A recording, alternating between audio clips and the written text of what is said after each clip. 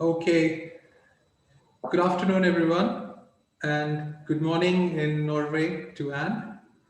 It's a pleasure for me to have you all in this session that we have with Anne today.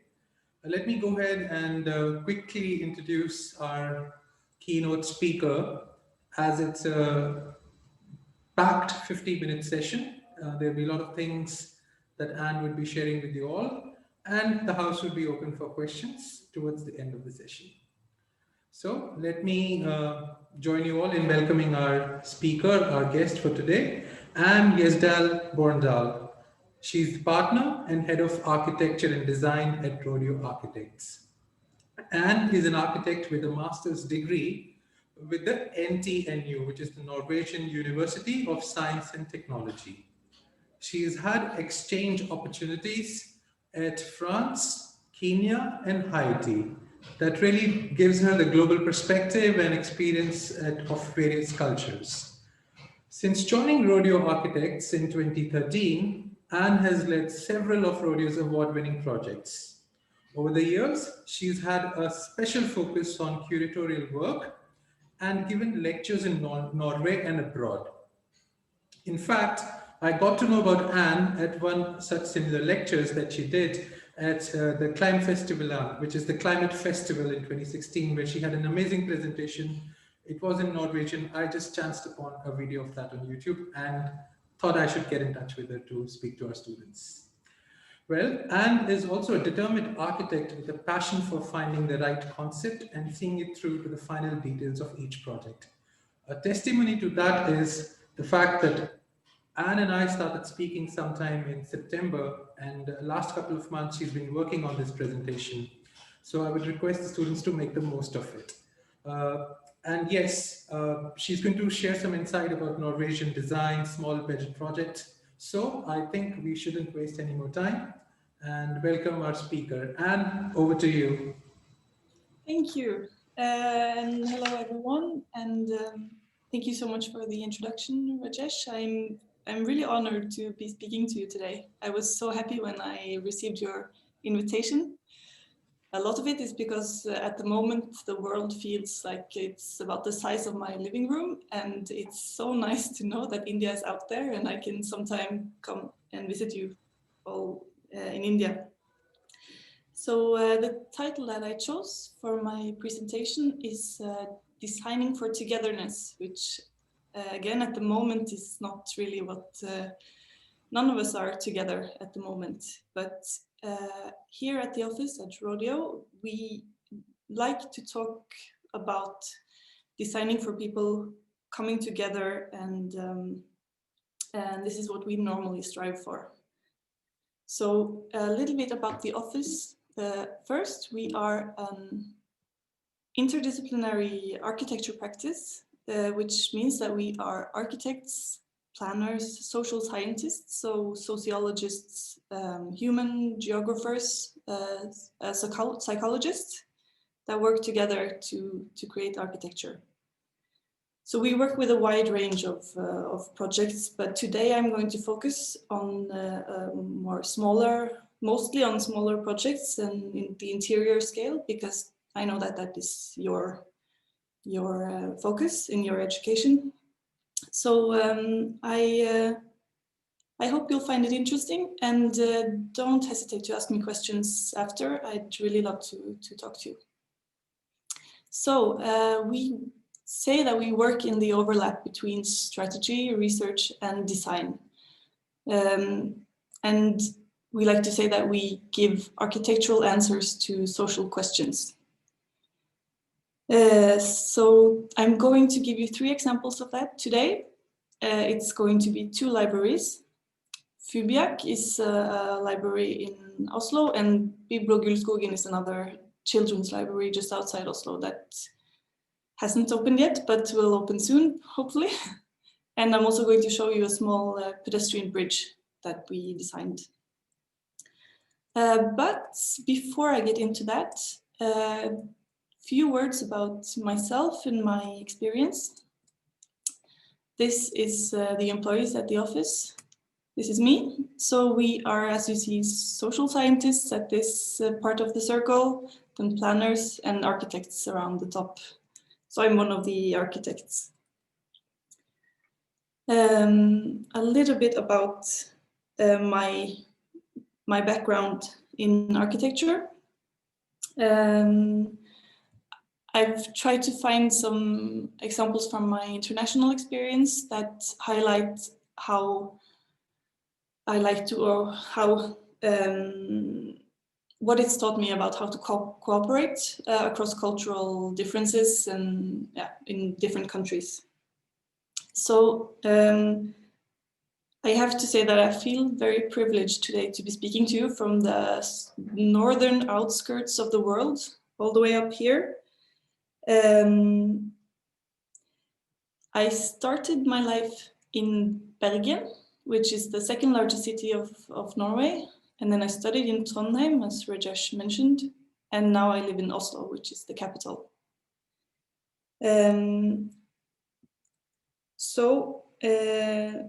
Growing up in Norway, I don't know if any one of you really have any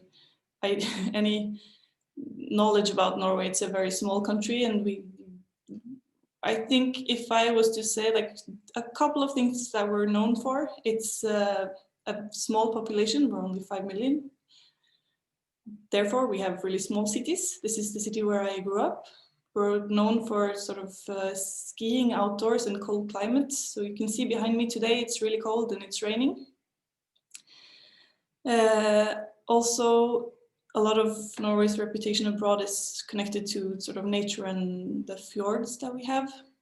We also produce a lot of oil, which has made the country quite wealthy.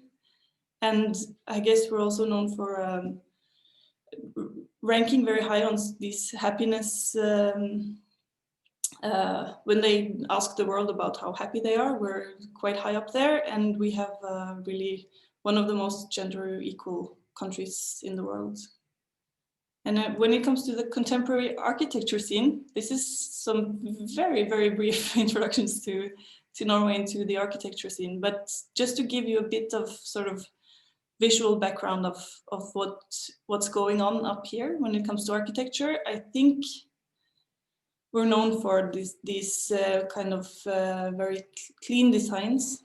Maybe you've seen the Opera House by Snøhetta. Using wood in exteriors and also interiors.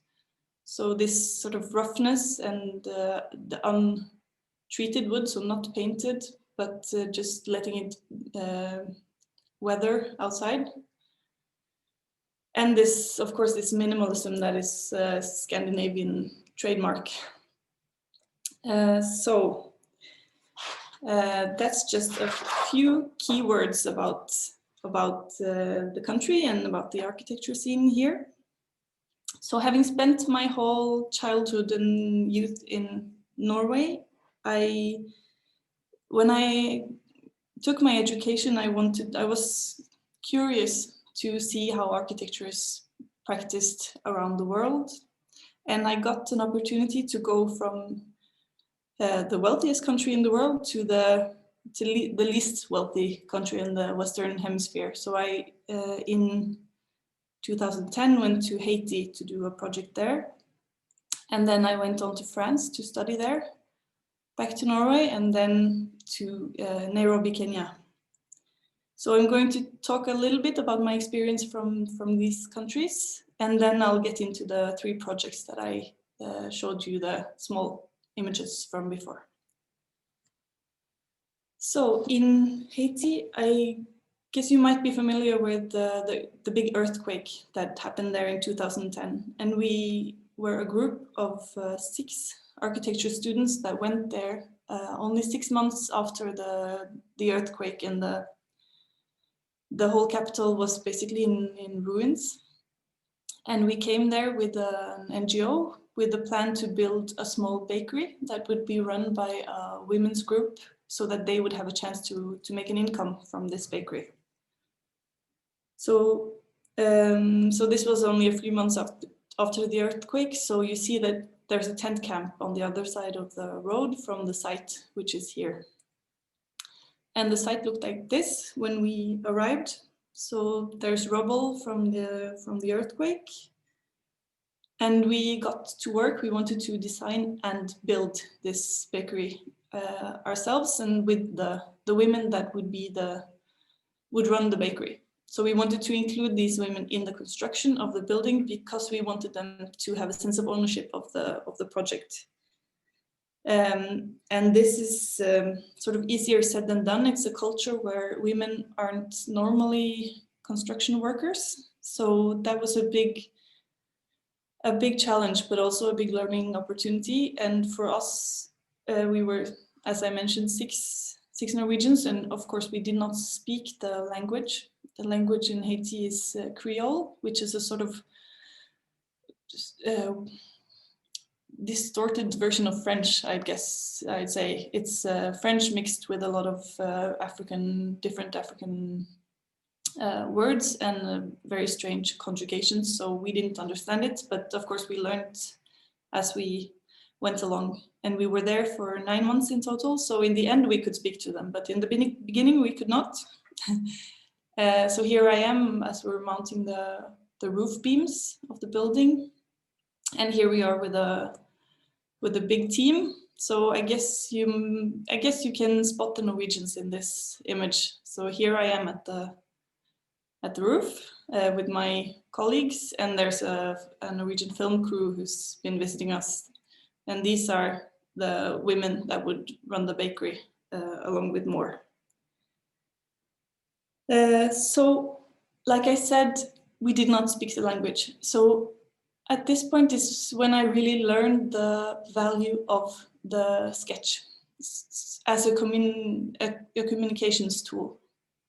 Because if we could not speak together, how could we give the women the information that we needed to give them? So by making these very quick, they're not very beautiful, but very efficient sketches, hand drawings, that was a way to communicate with the women there.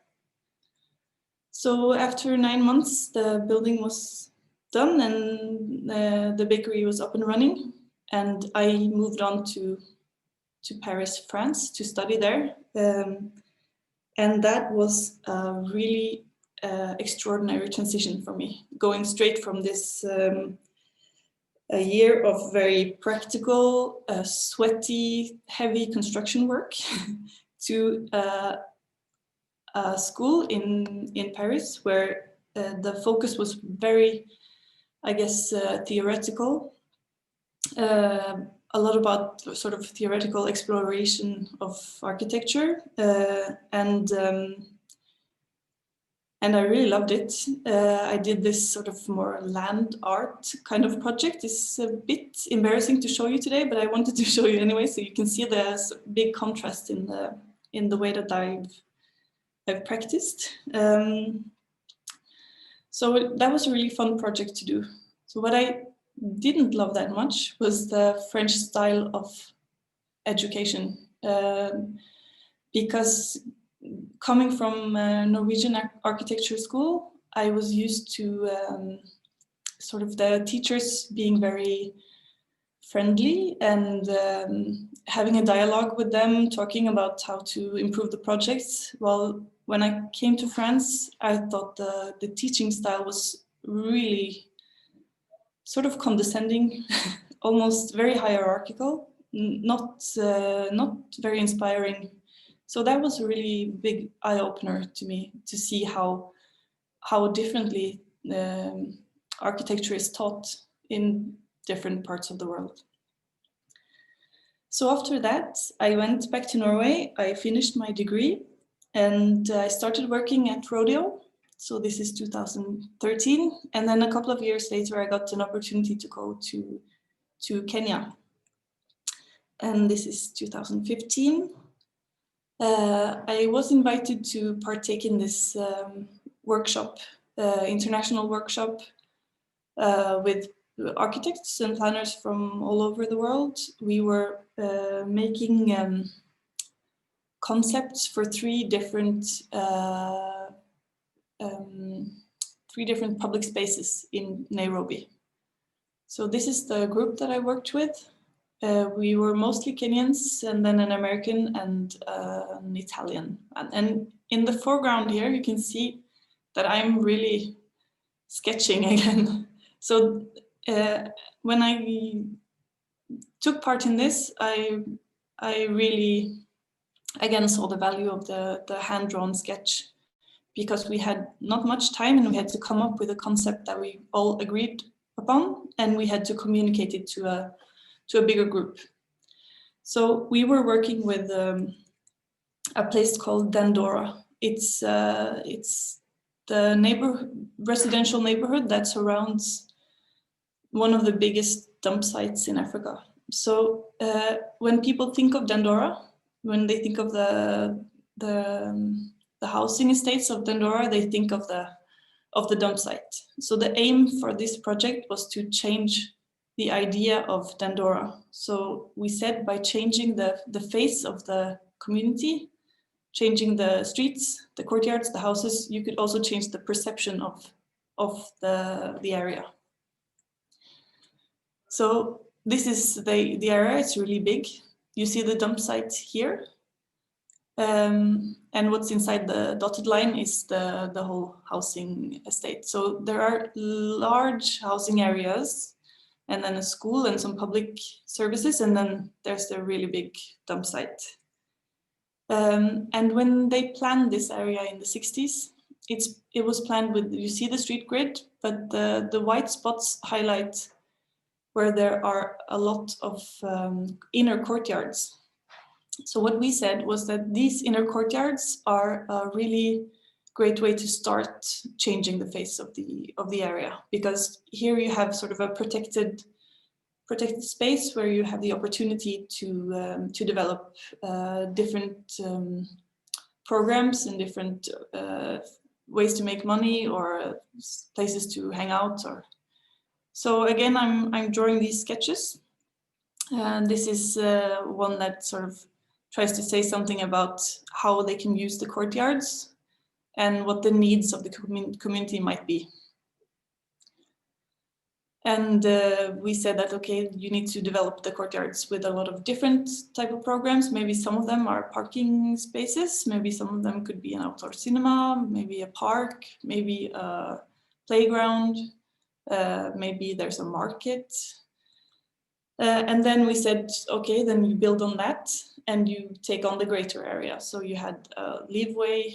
The dump site is also a resource. You can make money from a lot of the waste.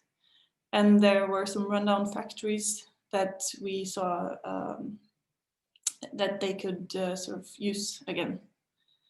So this is my sketch of the area. You see the leeway, the factories, the school and the public services, and then the dump site in the background. And then we tried to visualize how would you sort of start with the courtyards and then build on that and develop different ideas in the future. So I won't explain the whole project. This is more to show you how the hand drawings were used as a way to agree upon different ideas and to communicate them. And then back in Norway, at the office where I'm sitting right now. Anne, before you Yes. go further, I also would like to tell the students that Anne, she hasn't traveled to India yet, but she's familiar with Chandigarh, because back in Norway, they study Corbusier in Chandigarh in college. Am I correct? Yes, it's one of the first things that we're introduced to in the first grade of architecture school. So to me, it's kind of crazy to think about that you are in Chandigarh, because it's one of the places where I'd really like to visit, and I've never been. Oh, well, we look forward to plan that very soon. Okay, should I continue? Yeah, please. Yes. Like I said, we say that we respond to social questions with architectural answers. And the three examples, the three projects that I thought I'd share with you today are the library, the bridge, and the other library. So starting, oh yeah, and for each of the projects, I'm going to try to give a bit of background, then show you the project, and then I thought I'd, as a challenge to myself, try to see if I could pinpoint anything that's sort of particularly Norwegian or Scandinavian or Nordic about this project. So we'll see if you agree with me. So moving on to the first project. This is a library, and if you're familiar with Oslo, you'll see that this is the city. It's surrounded by forests and a fjord. So the city center is here, and the library is in the outskirts of the sort of bigger Oslo area. And what all of these three projects that I'm going to show you have in common is that they are quite small. They're on sort of the interior scale, at least. They're small projects with a small budget, but they have quite big ambitions. So I'm going to show you how we try to sort of meet those ambitions and make something that, even though the budget isn't very high, could have some really elegant solutions, or some things that seemed very, very nice. So the library was already existing in this this sort of 90s office building that we weren't particularly fond of, but it was there and it looked like this on the inside. So we thought that it was it looked quite sort of messy, and it didn't have any obvious meeting points, and it was, yeah, we thought that we could make a library that was more welcoming. So this project was developed together with the future users of the library. So we gathered a lot of different groups of people that would use the library in the future. This is one of them, and we talked to them about their needs and what they thought was important that we include, and it was to be a library, but it was also going to include different other programs, such as a youth club, a music production room, film club, a cafe, and lots of different educational rooms. So our challenge was to make all of these things work together without, all of these programs should be in the same building but not disturb each other. So we were talking to the users about their needs and developed a program in close cooperation with them. So the library is stretches over 2 floors of this building. You enter at the ground floor, and then you can go up. You see a staircase here, and you come up to the second or the first floor. So when you come in here, we thought it'd be really important that you felt welcome inside the building, and that you sort of, even though it's a lot more than a library, you should feel that you entered a library. So the ground floor is packed with books, you'll see on the pictures later, and then when you move up, there are more of these sort of specialized smaller rooms. Yeah, so this is the ground floor. For this project, we used actually SketchUp a lot. I don't know if you're familiar with it, probably you are. It's a really fast way to design and yes, to also our students do use SketchUp. Yeah, I can imagine. So then, yeah, then you know that you get a 3D model really fast, and you can change it easily and together with the client as well if they want to partake in that.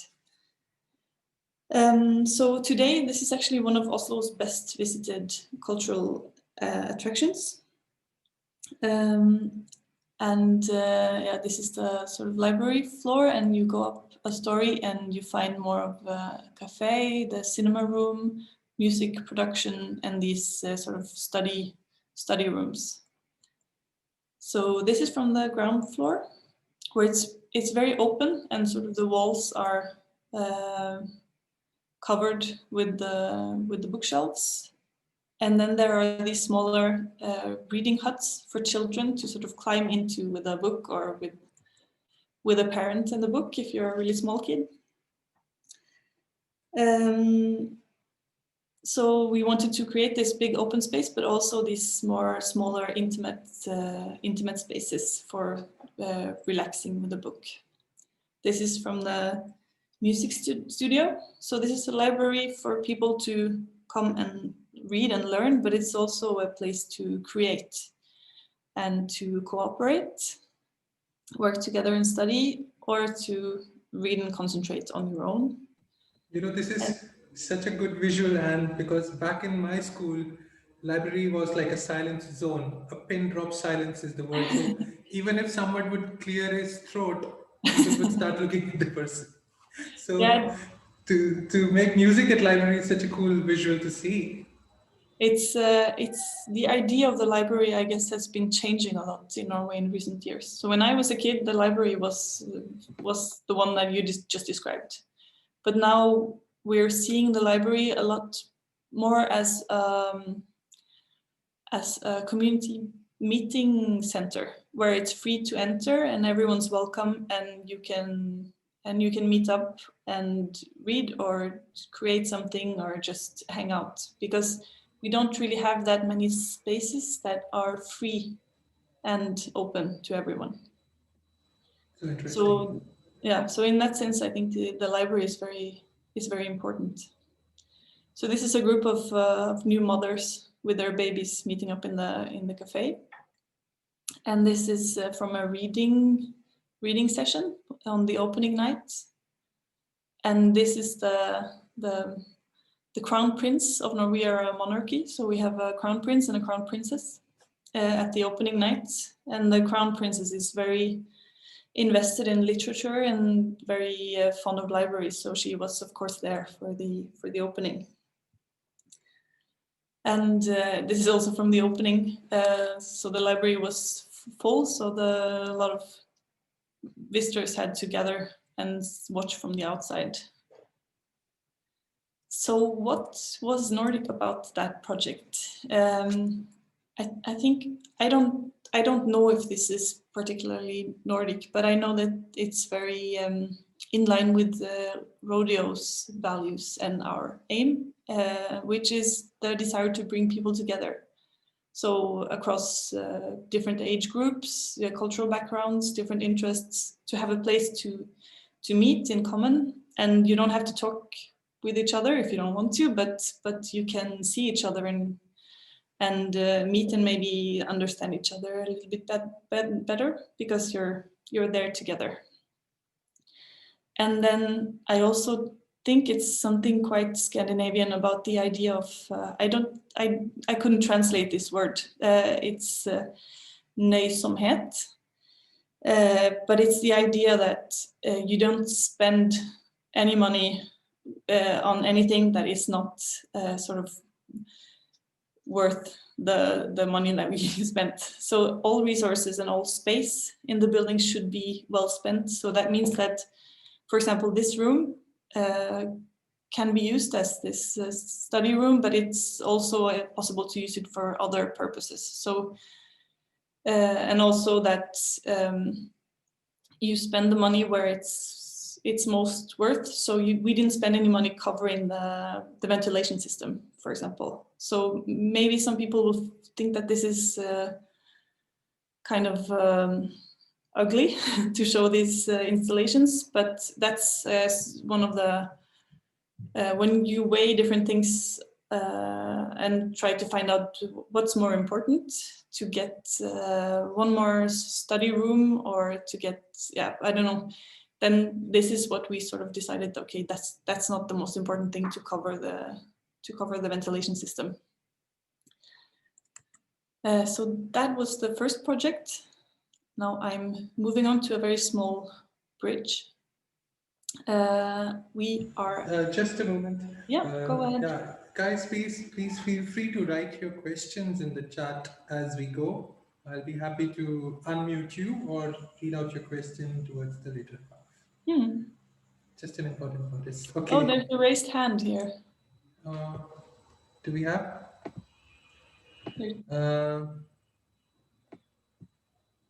I can't see, but could you, Anne? Could you see? No, I went away. But if anyone wants to ask a question while I'm please feel free to ask questions anytime. You can write in the chat, and we can bring that up later. Okay, yeah, we can. Okay, so back to the bridge. We are again in Oslo, and this time we're actually very near to the downtown area of Oslo city center. If we zoom in a bit, see that this is the city center, this is the main railway station, and this is the site. So railway station and the site. And even though we're in sort of right in the middle of the city center of Oslo, this is a very neglected space. It was a very neglected space. And it's a site that looks a bit sort of wild, and it's been for a few years now dominated by, this park has been dominated by drug use and drug sales. So a lot of people don't feel safe here. So that's one of the issues that we wanted to sort of tackle as we started this project. And the background for this whole project is that a big Norwegian contractor, a big Norwegian firm, was moving their headquarters to the site behind the church here.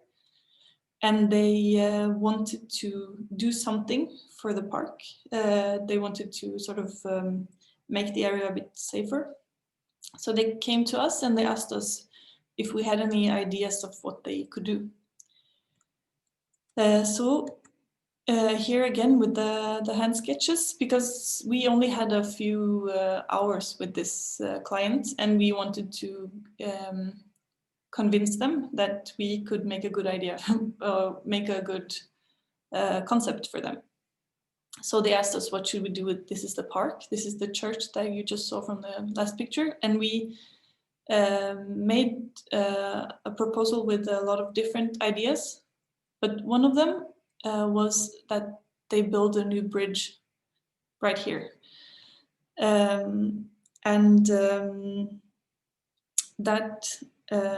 was because we said that creating more ways to move through the area would make people feel safer as they move through the area. So that's what we call safety in numbers. So because there are other people there, you feel safer. So the more people move through the area, the safer you feel.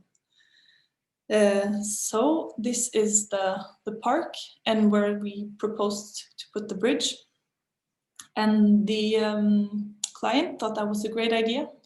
One of the reasons they thought that is because they are actually a contractor that builds bridges. So they knew how to do this. So that was kind of also a bit tactical on our part, because they had the knowledge to, they had the engineers to help us with the bridge. So we decided to give this bridge, or the client decided to give this bridge as a gift to the city. And we designed it as a red, I don't know if you're familiar with this corten steel, red corten steel. So it's already rusted on the outside, it's kind of rough.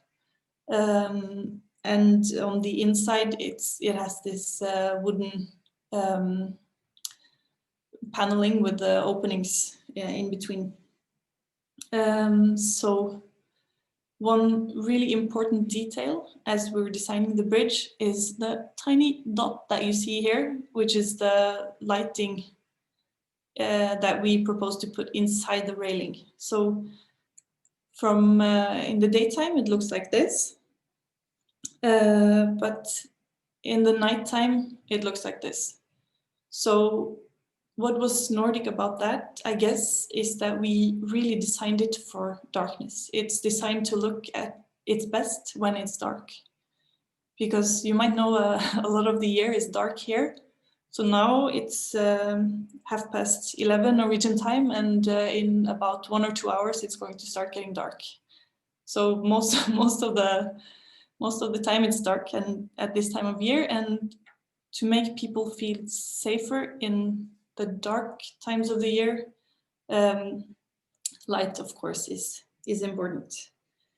So a big part of the design was making this lighting concept work, both from the outside of the bridge, from the distance, so you see it as you move along this path, but also on the inside. So actually, this is me crossing the bridge. And another thing that's quite particularly Norwegian for this design is we had to design it with salmon in mind, because the river has salmon in it, and they swim upstream every spring to make babies. And if we had light reflecting on the water, they would be disturbed. So we had to design the lighting so that it didn't reflect down to the water. So you can see that from this picture, to not disturb the salmon. And I must add here, for all the sushi fans, so sushi may be a Japanese delicacy, but it's the Norwegians who they have to thank for the salmons in it. Am I correct? Yes. Okay. So you just saw one of the fish that hopefully won't be sushi one day. Yeah. So for the last project, I'm just checking my watch. I think I'm fine. This is again an interior project, and it's not yet open. I've been talking to Rajesh about this project because it was supposed to open back in March. Then of course it didn't, and it was supposed to open in September, I think, but the second wave of COVID made it impossible, and now it's sort of indefinitely postponed. But someday it will open. But for now, we haven't had a proper photographer there yet. So the images that the photos you're going to see are my own. So you'll just have to excuse that. But I thought I'd show it anyway, because it's a quite fun little project. And it is a children's library at an elementary school. You're starting to recognize the Oslo map. This time we're a bit south of the city, in a village called Gulskogen.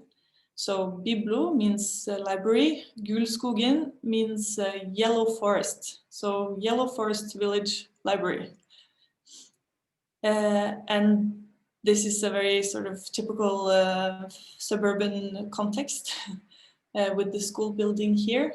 And the yellow line that I put here is where the library is situated. And this is what it looked like when we started. It has some nice architectural qualities, because it has these large windows on the right side here, and it has this kind of strange small mezzanine floor that was, when we started, not very properly used. They didn't know what to do with it, and the big space here was kind of it had some qualities, but it's kind of messy. So we wanted to sort of clean it up and give it a real concept. So the client, that was the principal and the librarian at the school. They had gotten a bit of money, not that much, but some funds to transform the library. And this is the keywords that they came to us with. They wanted an inviting library for children from 6 to 16 years. So it's quite a wide age span. So small children and almost grown-ups. And they wanted us to try to include some nooks and almost hiding spaces for places to be a bit more relaxed and alone. They wanted a design that was completely theirs, completely unique to this room. So very specific, inspired by the local community and some of the qualities in the area. And of course, it's a school, so it has to be easy to clean and maintain. And they wanted us to try to include some sort of surprising elements. It was to be a fun and welcoming place. So we started to look at the local community. So what are the sort of significant buildings, significant activities that they do there that we sort of could build our concept on. And we found this building that is called Gulskogen Gård. So this is the farm that gave the whole village its name. So this is a very important building in the community. And of course the river that runs along the village, big river that we wanted to sort of talk about the water and the feeling of being in the water. And historically, the river has been used for timber floating. So the timber was used for industry that started along the river, and they made paper and timber. And we wanted to build on the timber and this traditional laft technique. This is the laft sort of weaving together of the logs, a very Norwegian traditional way of making houses. And then lastly, the train. So it has a very proud railway history, this part of Norway. So again, with the hand sketches, we made a sketch to the client to say, okay, this is a way that we can include these different elements in the design. I don't know if you recognize the room, but this is the ground floor and then the small mezzanine that we wanted to make more usable. So we said, well, what if this long, narrow part sort of builds on this idea of the train? So we made these sort of train compartments for older children to sit together and do homework or play games or play chess. Chess is very popular. So this was the idea of the train. And then we made some smaller meeting rooms for doing homework or having meetings. And then the staircase, we proposed that we sort of wrap with this blue Velcromat material and then make small caves inside and under so that they could be places, more secluded places to go and be more alone. So these were some of the ideas, and the laft timber technique, we proposed to make sort of a bookshelf design that built on that tradition. So again, we developed the project in SketchUp. It doesn't look very beautiful here, but it's very efficient to communicate with the client. So here you see the staircase that's been wrapped with this material. And the floor was already blue from when we started. So we said, okay, the floor is, you know how children sometimes make this game that the floor is water or the floor is lava or something. So we said the floor is the river. And the bookshelves the movable bookshelves on the floor is the timber that floats on the river. So we made the design, and this that says number 1 is the desk of the librarian. And we actually custom made a desk for her that copies this important building. So when the children enter the library, they go straight towards this building so that they all know and love, and they meet the librarian sitting behind it. So we copied the facade of this building, and we actually had it milled into the birch wood veneer. So it's very, this was really fun to make this piece of furniture. So this is the librarian sitting at her desk. And the movable bookshelves on the floor are a set design of 3 different modules that can be combined in different ways to make a room between them, or this is a place to sit. And the smaller, or these movable bookshelves are for smaller children to browse through books and find one that they like. And this piece of furniture that we designed under the staircase is in blue Velcromat. I don't know if you're familiar with this material, but it's a sort of MDF. Maybe you probably know it. That we wrapped all the way around and sort of carved out these caves to sit in. So here we see the technical drawing of that, smaller caves for smaller children. And then the fourth graders, so the 10-year-olds at the school, actually made this curtain that I think is so beautiful. So it might break, but if it does, they will just make a new one. So I think that's a nice part of the design as well, that it leaves space for the children at the school to sort of make their mark or to contribute to the design. This is the train set, the train compartments on the mezzanine. And this is, so again, I haven't had the chance to take proper photographs. So this is from when this is my colleague, and this is my baby. And this is the librarian. So we were there to just see that everything looked fine before the whole country closed down. So no, I haven't been there since that day. This is the bookshelves that sort of started with this idea of timber and laft, and we included this small detail with a small track for exhibiting books.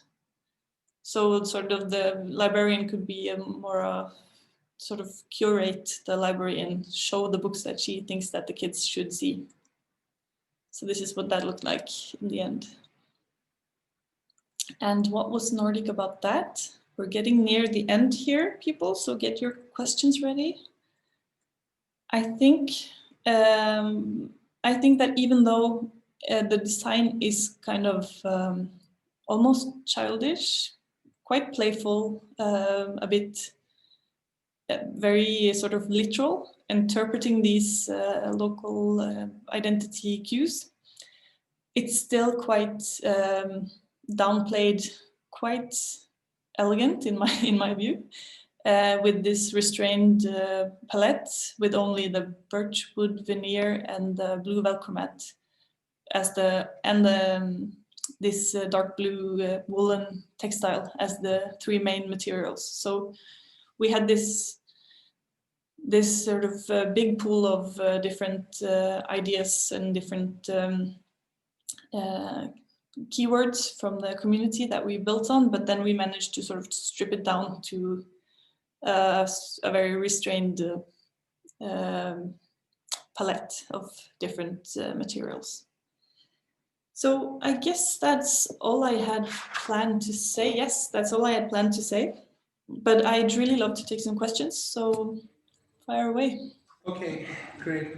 So thank you so much for a wonderful presentation, taking us through your personal journey and your adventures through your work. Before I proceed to the question, I wish good luck to you and your team for the wonderful opening of this amazing place. And I do believe the minister is coming for the opening ceremony. Yes, he says he's coming. Any chance of the crown princess coming? They invited her, but she's not coming this time. Okay. And I'm sure your baby is going to love it when perhaps he's able to read. And she didn't look that happy when we were there, but maybe when she gets older. I'm sure. So I've got a couple of questions that have come in, and a few more are coming in. So first question to you, Anne, is a common element in all of your projects has been how you engage the clients, how you make them involved, right at the Haiti and in Kenya and in Norway. So how do you do that? Is that a practice at Rodeo, or is it a personal initiative? And how do you handle conflicts or differences of opinion there? Good question, thank you. It's definitely an important part of our practice here at Rodeo. It's so the office was founded in 2007, and this is one of the main ideas that we were founded on, because older or normally architecture practices in Norway haven't been that outgoing. I don't really know the word, but as inclusive maybe in the design. But it's been a big aim for us to try to include the client as much as possible, because if they feel that they know why things are the way they are, if they have been a part of developing the solutions, then it's a lot easier for them to love the result, I think. And it's easier for them to understand why things had to be the way they became, because of the economical restraints or the design, or for design reasons. So, and I also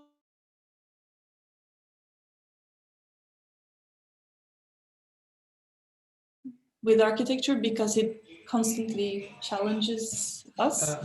Yeah, I'm sorry, there was a bit of a technical lag. Oh, sorry. No problem. It's okay. I think it's fine now. So if you could just repeat the Yeah. last bit. Yeah, sorry. Just let me backtrack a little bit. Okay, so the sort of inclusive design, the idea of the inclusive design and bringing clients into the design process, it's also a way to make us as designers better designers, because we have to answer to our design choices constantly. We have to know why we're doing the things we're doing, because we have to explain them to people who aren't necessarily used to discussing architecture, or so it makes us I think more better. Okay, thank you. I think that's a very interesting perspective, and a lot of students and future architects would definitely like to apply that in their work and day-to-day practice. Okay, something very interesting that I find very fascinating and amusing is that, and all the girls should pay attention to this, that Anne mentioned about gender equality in Norway. If a man opens the door or holds the door for the lady in any other part of the world, could be considered a gentleman. But if he does that in Norway, that might be perceived as being rude. So I don't know that word that bad. I mean, if anyone opens the door for me, I'll be thankful, man or woman.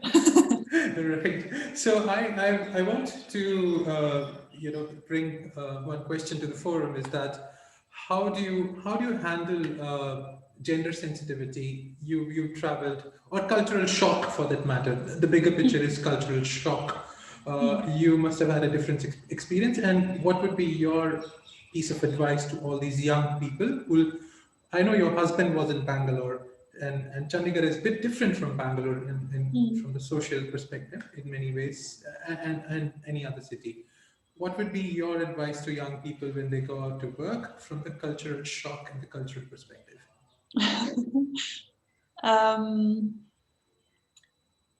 Well, it depends on how you travel, I guess. When I was in France, I just had to adapt to the system, because I was just a young student, and that was the French custom is the way it is. Whilst when we went to Haiti, that was quite different, because then we came as a group. The group consisted of 3 girls or 3 women and 3 men, students. And we were sort of a living example of the way that we wanted the gender balance to work. So we could sort of just show them the way that we work together. And we could come there. We had the funds to build the bakery, so we had a sort of a bit of power there, and we could just simply say that this is the way that we want to conduct the work. We want the women to be a part of the construction site. This is how we do it. So sort of take it or leave it. So that was a bit different, but I think that was a really interesting experience because we faced quite a lot of pushback from, especially from the men, the local men, who I guess there are positives and negatives to everything. And when we came there and said we want to build a bakery and we want these women to build it with us, a lot of the local men saw this as a lost opportunity for them to work and make money. So why should the women get to participate in the work and not us? Because they felt that they were more qualified. But at that time, we could just say that this is how we want to do it.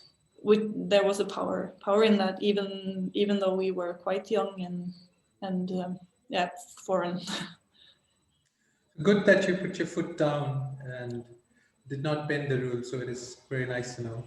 But it's hard because you want to be respectful of local customs, but at the same time not compromise with your own values. So it's a balance for sure to find the right way to do things. The right balance. Wonderful. Thank you, Anne. I have got a student who wants to ask you a question, and I'll just unmute. Shaurya, are you ready? And please introduce yourself briefly before you ask the question. Okay. Hello, ma'am. I am Shaurya. I am from a second year of, I'm doing a Bachelor of Architecture. So I just had this question for you that in Norway, we know that it's like mostly shadowed by polar nights. So it must be a very heavy issue for the lighting of the building. So like, how have you made use of that, or how did you tackle that situation? Yeah. So the fact that we have a lot of darkness here, I don't know. We also have a lot of. I don't know if you see the bottom picture here still. Yes. But we have a lot of sort of horizontal light, very low sun, long sunset. So I think that trying to design for broad daylight, but also this very Nordic kind of light that falls into the buildings sideways, and then also darkness is. I think it's a fun challenge because we experience a lot of different types of light over the year and over the 24 hours of a day. So now at this time of year, December is definitely the darkest month. But in June, we have the sun up almost the whole night and day. So it's, I don't know if we give it that much thought when we design interiors normally, but for example, for these public space and this bridge design, then the light is a really big factor in every design. Thank you, Anne. So we'll quickly move down to the last question, which is a very interesting question. And Pratik, please go ahead and fire away your question. Yes. Good morning, ma'am. I am Pratik Saini. I am pursuing Bachelor of Architecture and I'm a second year student. Your all designs were kind of very learning and interesting, and they are also kind of very beautiful. But here is a question that which one of you find out them is like most inspiring and exciting? Which project you found was exciting and most learning for you? That's a tricky one. Good question. I think I will have to answer actually the bridge. Not because of the design in itself, but because of the way that the project was born. Because in this project, we actually got to define the project. We got to say to the client, this is the space that you want to do something with. You don't know what. This is what we think you should do. So it's a very rare thing for an architect to get to choose the project. So normally clients come to us and say that we want this and this and this. Like for example, with the last library, they came with a quite long list of demands, and we try to answer them. And that's the way that most architects normally work. But with the bridge, and also to some degree with the Fubiac library, we got to define the project. And that to me is really interesting, because then you get to sort of set the goals of the design. What are we trying to achieve here? Why are we doing this? And what's meaningful about it? So yeah, thank you for that question. It's nice to think about that. So Thank you. that was a tough question, and well answered, Anne. Thank you. So on that note, I think I would like to conclude this interesting session put together wonderfully by Anne. And I'm sure this brings a lot of new perspective and insight for all the participants. Anne, I can't thank you enough for sparing time out and putting in so much of efforts into bringing this amazing session for the students. It's truly been a pleasure. Thank you for inviting me. And hopefully we should have the next one right here in the university campus sometime in 2021. Looking forward to it. Thank you. Thank you, everybody. Thank you for your participation, and look after yourself, stay safe, and let's all have a happy new year and a Merry Christmas. Thank you. Thank you, everybody. Bye, everyone.